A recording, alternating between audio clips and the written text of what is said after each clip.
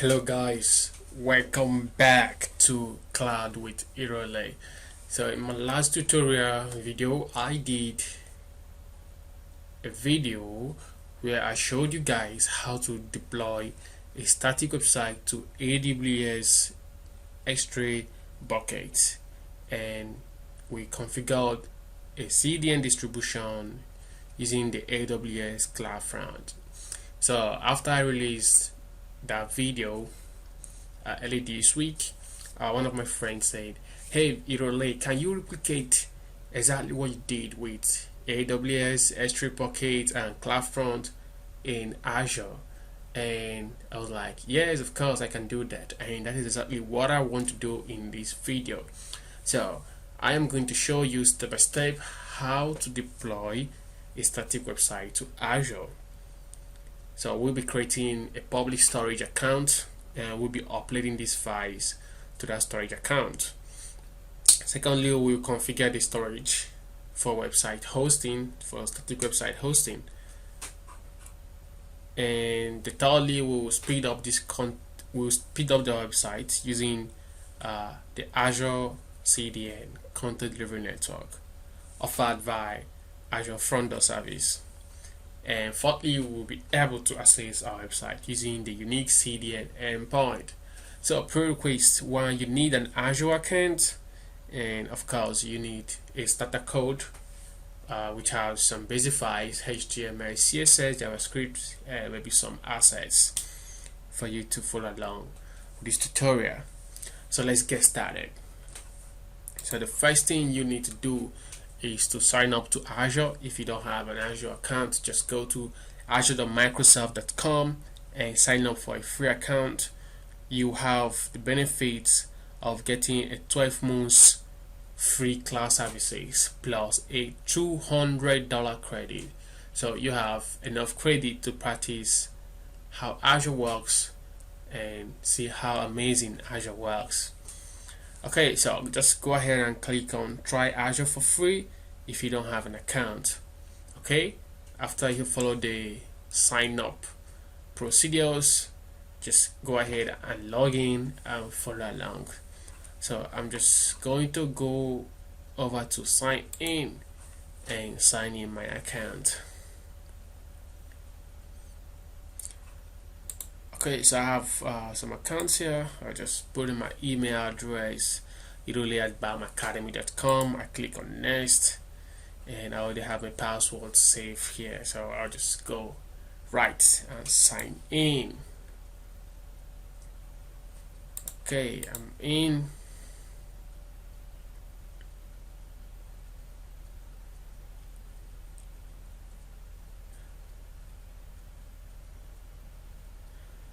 Okay, so once you're in, this is not actually where you do all the whole configuration stuff. So we need to go to portal.azure.com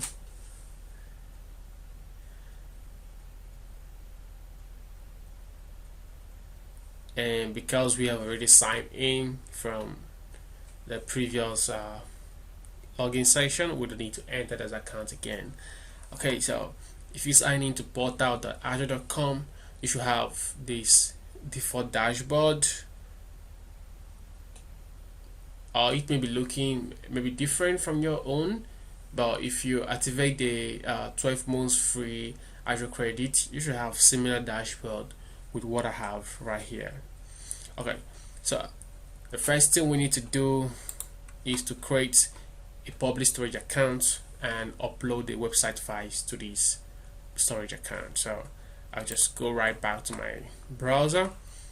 Under the search bar, I just click on storage. Okay, so click on storage accounts.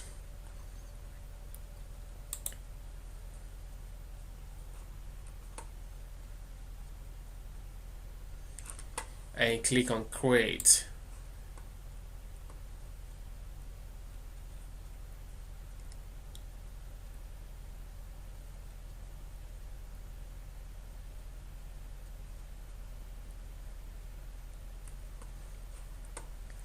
Okay, so you can go ahead and create a new resource, but my organization does not allow me to create a new resource So just for the purpose of this tutorial, just go ahead and create a new resource, or if you already have a resource, you can use that just like I have here. If you click here, you can see the resources you have, but if you don't have a new resource, always create a new resource for when you're creating new services on your Azure. So just go ahead and click on create a new, give it a name, and you can go ahead and click OK. Okay, then you have to give your storage a name. I'll go ahead and call this TechBro storage.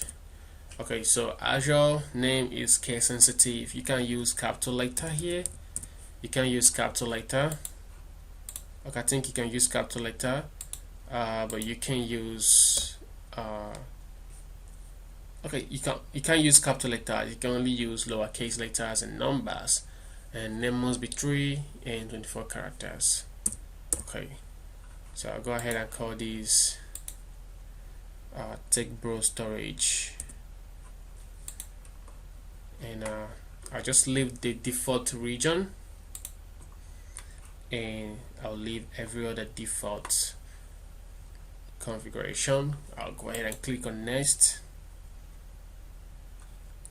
I don't have much thing to configure here. I'll just go ahead and use the default settings. Yeah, public, I want everybody to access this, so I just leave it at default, and I'll go ahead and click the next.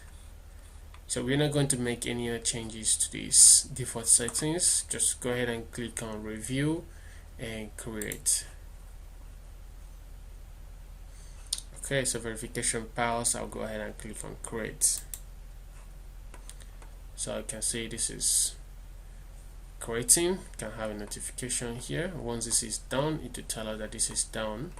So deployment is in progress, and you can go ahead and do some other things here, and the notification can always be found right here in this button. It shows you the progress of this action you carried.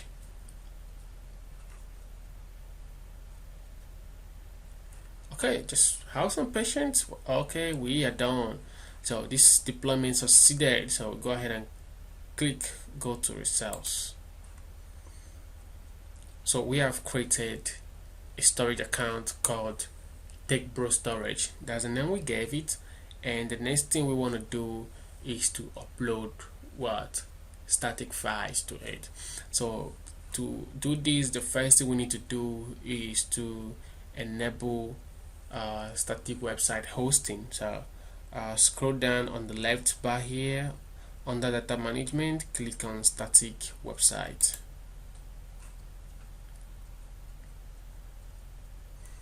Okay, so this is disabled at default, so go ahead and enable it, and go ahead and enter the index document name. So this is like the first page that you want this static website to be served when the user visits the endpoint. So I just go ahead and put index.html because that's exactly what I'll be using. And if you have like your 404 page where you want error messages to be served, go ahead and put that. But I don't have any error message and any error document, like error 404.html or any other error page you have. So I just leave it blank for the meantime. I'll go ahead and click on save.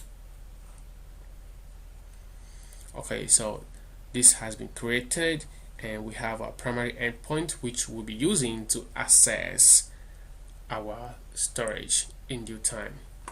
Okay, so once this is done, the next thing we want to do is to upload contents to our storage. I can go ahead and click on this web here, and this will open a new window where I can go ahead and do that. But I just want to show you that you can just go ahead on the left bar here and click on Storage Explorer under overview. Just click on Storage Explorer right here,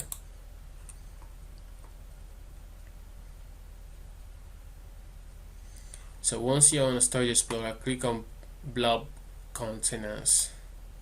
Okay, open it and click on web. So if we clicked on web, then it could have gotten us back here as well. Okay, so this is where we upload our file. So if we want to upload folder, the first we need to do is to create a folder, and then we can upload the files into it. And if you just want to upload file, just click on upload and upload the file. So our project has some folders and some files, so I'll go ahead and upload the files, then I'll go ahead and create folders and upload files inside these folders. So for that long, go ahead and click on upload. Go ahead and select the file. I have a folder called me. I'll go ahead and select the index.html file and click on open. I'll go ahead and click on upload. Okay, that was pretty fast. I'll close this. Now I want to upload some folders. I'll just go over to my desktop to see the name of the folders that I have right there. So I'll just go to my desktop, into the folder me. So I have videos, I have images and assets. I'm gonna create videos first. So I just click on new folder, and I'll give this folder a name called videos, and I click OK. Then we are on videos right now, as you can see here. Then I'll go ahead and upload the files inside videos as a folder. So inside videos, I have this file called background.mp4. I'll go ahead and open it, and I'll upload that file. Okay, that was pretty fast as well.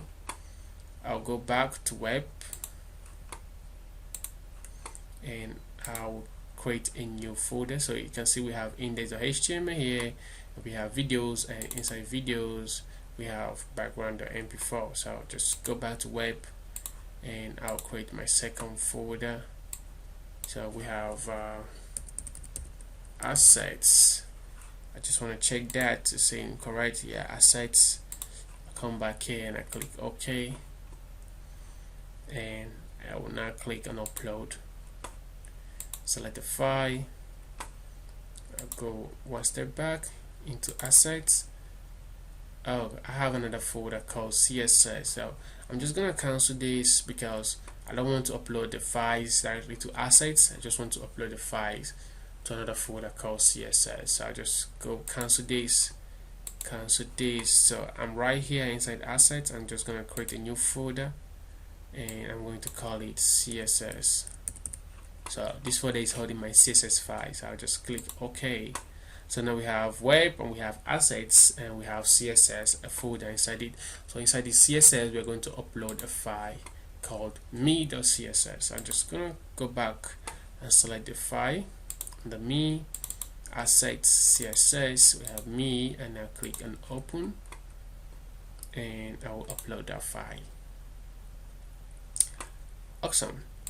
So the next file we need to upload is the images. So inside images, we just have some files here. So I'll just go back to my browser.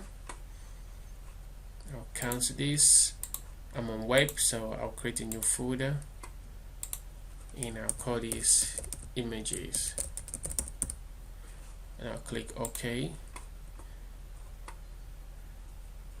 Okay, inside images, I want to just upload this file, so I'll click on upload, select file, go back to me, images. I'll just select all the whole files. You can use Ctrl A for that, and click open. So this will upload the whole files you have here. Oh, failed to validate file names. I don't know why we're having that error, but check it back again. So I'll select this, this, and this, and I click on open, Okay, so we still have that same error, so I'll just go ahead and select it one after the other. So I'll just select the favicon right here, and I'll select the logo. Okay, let me just upload it one after the other. So I'll just upload logo,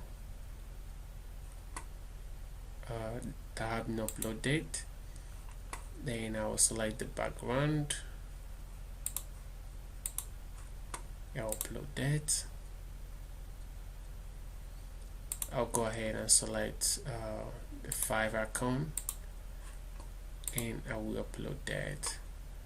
And then the last image we have right there, I'll go ahead and select it, social, and upload. Okay, so we are done right here. So we have successfully uploaded all the whole files we need. And if we go back to the web, you can see we have our folders, assets, images, videos, and our index.html. So at this point, our content has successfully been uploaded to our storage, and we can actually access our static website using our unique endpoints. So all I have to do is scroll down to where we have static website on data management. Click on that, your primary endpoint, copy that, just copy that, and I'll open a new tab, and I'll just paste that right here, and we are able to access the content of our static website. Bravo. Okay, so I'll just come back here. I think we have successfully done the first step, which is to create a public storage account and upload files to the storage. I'll just rename this to storage. So we have done this, and we are able to configure the storage for website hosting. We have done this as well. So the next thing we need to do is to speed up content delivery using the Azure Content Delivery Network offered by Azure Front Door Service. Okay, so what is CDN and how does it work? I'm just going to open my whiteboard before we dive into seeing how CDN works in Azure and configuring it. So what is Azure CDN? It's a content delivery network, or I can call it a content distribution network. So it's a distribution of network of servers that can effectively deliver web content to users. So CDN storage stores cache content on A servers in point of presence locations that are close to end users to minimize latency. Okay, these are some of the benefits of using Azure CDN: better performance and improved user experience for end users. So if data and content are able to served in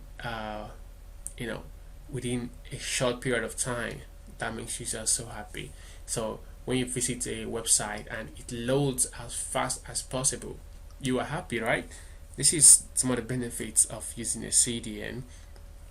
Large scale to better handling instantaneous high load. So because all the whole requests are not going to a particular server every time. So if our website is hosted somewhere in the East US and we have enabled CDN, so when people want to access our website, it's not hitting the origin, so the server is not overloaded. So because we enable CDN and there are some edge servers on different data centers or different regions of Azure data centers, users can be able to access our website from the nearest data center or the nearest data center where they live.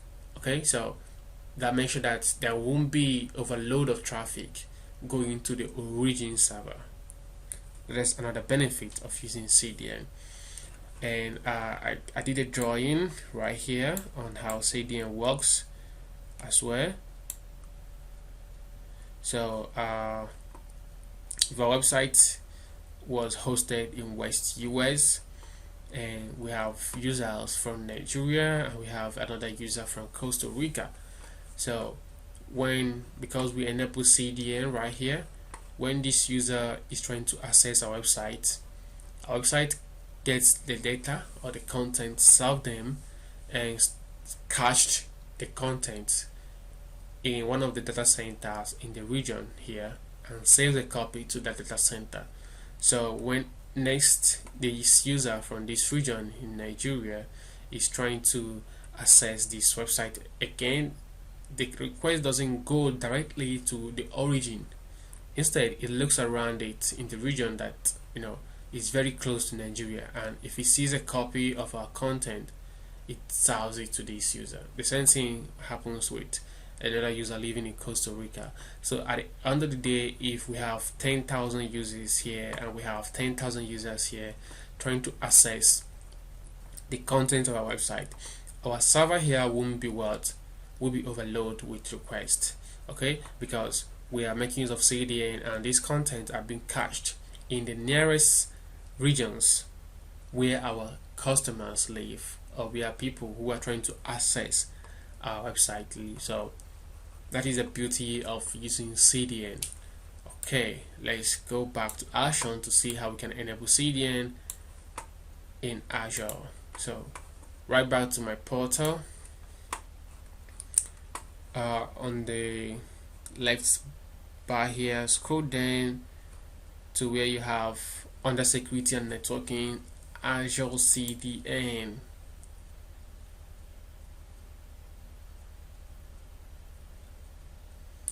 So we're here on Azure CDN, and the first thing we want to do is to create an Azure CDN profile. So click on new, give it a name. I'll call this TechBro CDN. Choose a tier. So these are different product categories. If you go to docs.microsoft.com/enus/azure/cdn/feature, you can just Google Azure CDN product features. So this gives you different products and what the standards and what they offer, the features are, and you can go through that. So we're just going to make use of the standard, which is appropriate for what we are trying to achieve. So I'll go back here and I'll choose the standard Akami. There we give our CDN a unique endpoint. So I'll go ahead and call this TechBros. TechBros.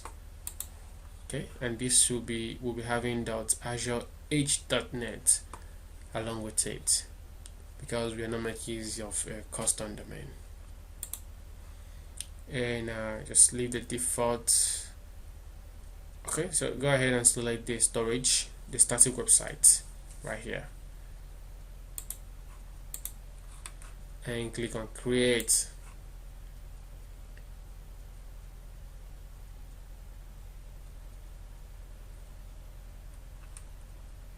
So creating CDN endpoints, let's wait for that. You can open the notification to see what is going on. So this is creating and it's running.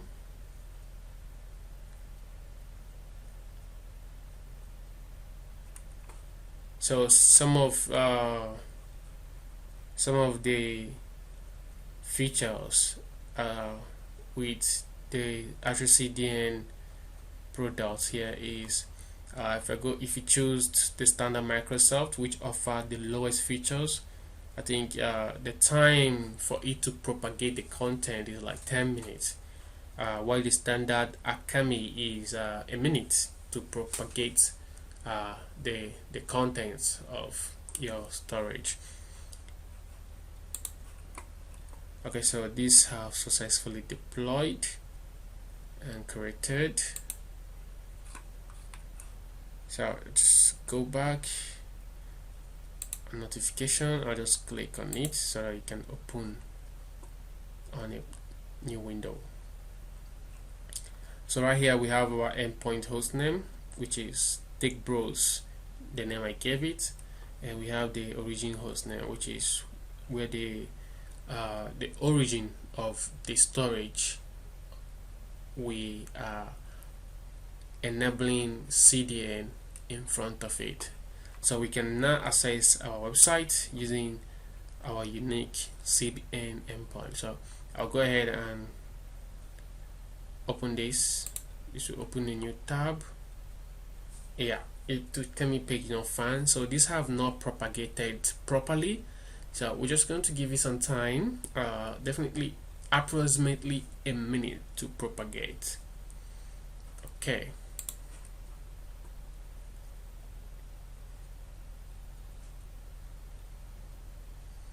So in case you're following along and you're having the same error, it's because it takes some time for the content to be propagated on the edge servers around the globe.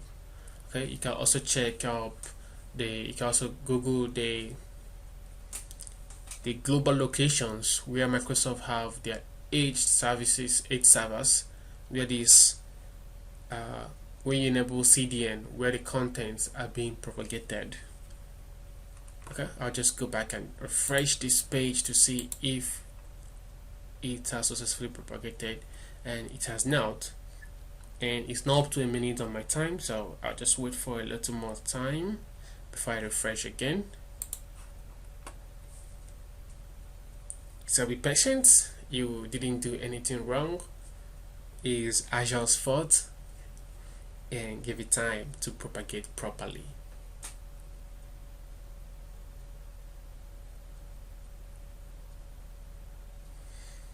So you can go ahead and see other things you can do here, custom domains, caching rules, and I can also purge. So if your content has been updated and you just want to purge the content in the CDN, you can just do that, so you can cache the new content coming from your storage. Okay, let me try this again. I'll refresh. I still have page not found. I will just close this file. I'll try it again one more time. Page not found. Okay, let me see if we are getting this correctly. So I'll go back to settings and I click on origin.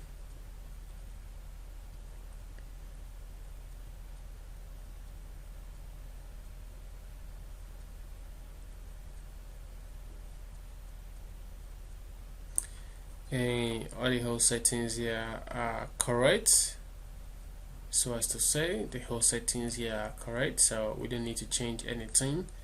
So this is Azure's fault. This is coming from Azure and not from our own end, so give it some time and this will work perfectly fine. Yeah, so the first time I configured CDN on the website, I was like, what's happening? Did I get it correctly? Then I gave it some time and everything was working. So give it some time and you will see this in action.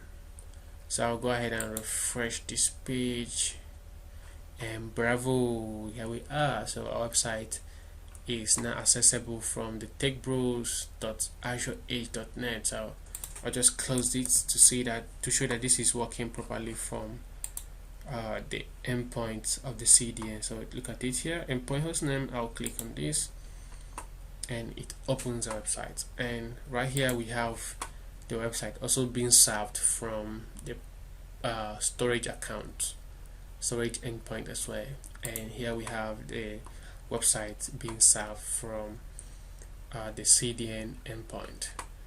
And I can go back here, copy my check mark.